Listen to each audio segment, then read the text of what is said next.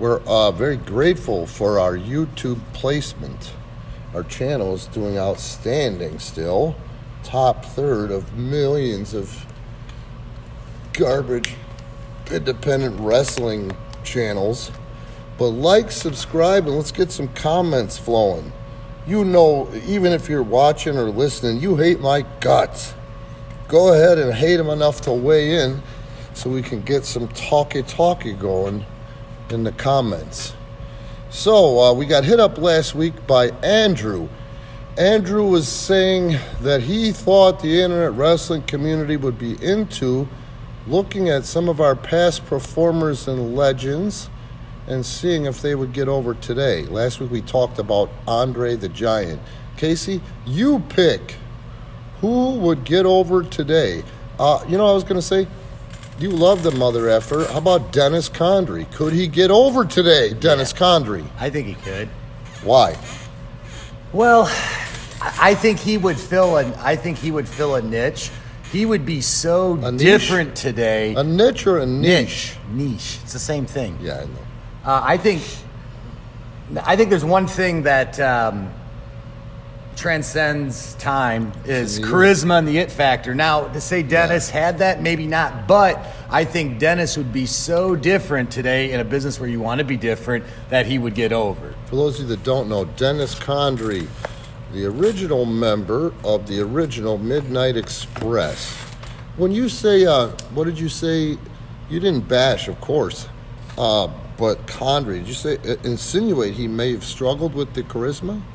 No, he had tons of charisma. Thank you. But I just don't think you wouldn't say he had like a top guy, like, a Hogan or a Stone Cold or, I feel like guys with that type of charisma can get over in any era because they had something that, for their generation, no one, even in their generation, no one else had. So Dennis had charisma. Yes. And was a hell of a worker, but I just think because of his work and the way he works and the ability with, it's not like you're dropping him in this time period with all the knowledge that he had obtained from working during that time. He would know how to get heat and know how to get himself over. So, I think he could. It depends, though, And it also, in my opinion, yes, Hogan, The Rock, Austin, they were over. Undeniable. But they cheated compared to what Dennis Condrey and those guys had to do in the territories to get over. If you looked at some of the buildings that Dennis Condrey wrestled in, and he wrestled in more frequently, and I even think, I know for sure during Hogan's time period and the guys we mentioned, I think that Condrey was within the upper part of the card in those venues and probably sold more tickets. Yeah. If you look at the big picture. The other thing is television. Once those superstations hit, once those superstations grew, it was ripe for the picking, i.e. Hogan, Stone Cold Steve Austin, and The Rock. And I would put Dennis in a different category, too. I wouldn't just say... I'd say he's not just a territory guy because he got over in the territories, but then when Crockett went national, he got over on a nationwide basis, too. But so he dipped with the superstation. He was out of there when that hit. And don't forget, you weren't old enough to remember this, but... He worked on the superstation? Not for Crockett. long. That's... Not for long.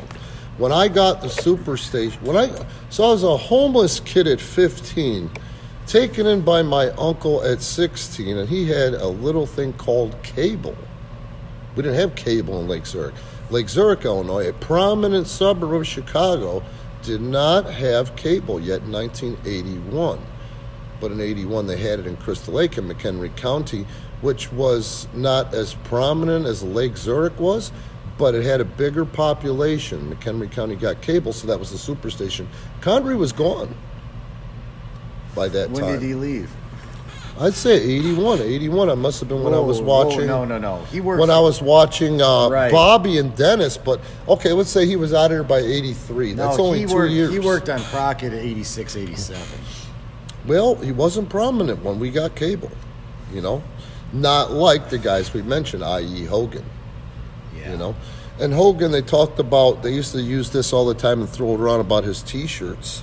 Oh, he sold more T-shirts than anybody.